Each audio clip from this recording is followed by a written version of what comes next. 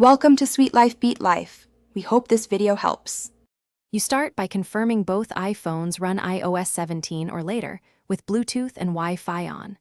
Unlock the screens and have the contact or Apple Wallet ready so you don't fumble. Hold the phones edge to edge or back to back. Once they detect each other, you'll feel a light vibration and see the name drop animation. Tap the prompt to share. Choose the contact card fields you want to send. This gets you into the actual exchange fast, avoiding extra menus. Once the name drop prompt appears, you decide what to share. Tap to review each field: phone, email, address, photo, even notes, and toggle off anything sensitive.